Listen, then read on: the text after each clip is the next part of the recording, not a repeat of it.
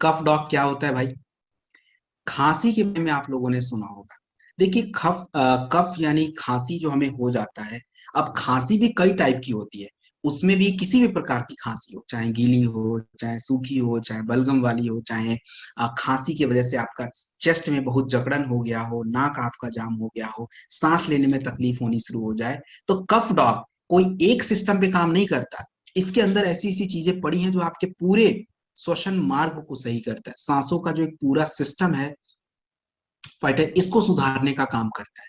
तो इसमें आपका जैसे शहद हमारे गले के रास्ते को साफ रखता है। इसमें आपका पुदीना सर जो चेस्ट में जकड़न हो जाती है उसको दूर करना। हमारा इसमें वसा एक्सट्रैक्ट होता है जो कि हमारे चेस्ट कंजेशन को दूर करना, सांसों की तकलीफ को दूर करना, आपके लंग्स को मजबूत करना, ये सारा काम है। तो जब भी किसी को खांसी की समस्या है किसी भी तरीके की, कफ डॉग प्रवाही कुवत हमें चाहिए। 10 से 15 ml वयस्क लोगों को, महिला या पुरुषों को दिन में 2 बार दे दीजिए, 2 से 3 बार, इससे ज्यादा नहीं। और एक जिंक कैप्सूल रात में खाने के बाद, ये खांसी के लिए।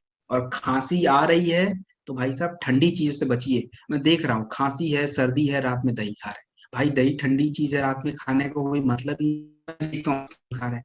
अरे खाइए, सब खाइए, दिन में खा लीजिए, क्या दिक्कत है? आइसक्रीम ही तो खाना है, खाइए दिन में, कोई दिक्कत की बात नहीं है। सो ये आपका कफ डॉग प्रवाही कुवत है, 10 to 15 ml जिंक कैप्सूल। बच्चों को अगर ये कफ डॉग देना पड़े तो बच्चों के लिए जो मात्रा होनी चाहिए वो थोड़ी कम होनी चाहिए, 5 ml होनी चाहिए, इतना सफिशिएंट है। अब अस्थमा की बात कर ली जाए दोस्तों, आज हम सभी लोग, जितने भी लोग शहरों में रह रहे हैं, उन लोगों की आयु 2 ढाई 3 साल कम कर दी, वैसे ही कम कर दीजिए, क्योंकि अस्थमा एक बहुत बड़ी समस्या के रूप में है। अस्थमा में एक्चुअली हमारी जो लंग्स की क्षमता होती है घट जाती है काम करने की शरीर में, इसलिए हमें बहुत सारी प्रॉब्लम आती है और सांसों की तकलीफ रहती है। तो अगर किसी को अस्थमा की समस्या है तो हमें क्या प्रोडक्ट चाहिए? अस्थमा में मैं आपको एक जनरल प्रोडक्ट बता देता हूँ, इम्यूनोडॉग, थंडर ब्लास्ट, कफ डॉग। मात्रा कितनी है? मात्रा 15 से 20 ml, इससे ज्यादा नहीं होना चाहिए। इम्यूनोडॉग, थंडर ब्लास्ट, कफ डॉग, तीनों ही प्रोडक्ट 15 से 20 ml आपको खाने के 1 घंटे बाद आधे आधे घंटे के गैप में चाहिए होगा। अब रही बात की थोड़ी परहेज। अब जैसे शुगर है, इम्यूनोडॉग नहीं दे सकते, गिलोय डाल दीजिएगा। अगर किसी को इम्यूनोडॉग नहीं दे सकते तो, नहीं तो इम्यूनोडॉग ही दीजिए।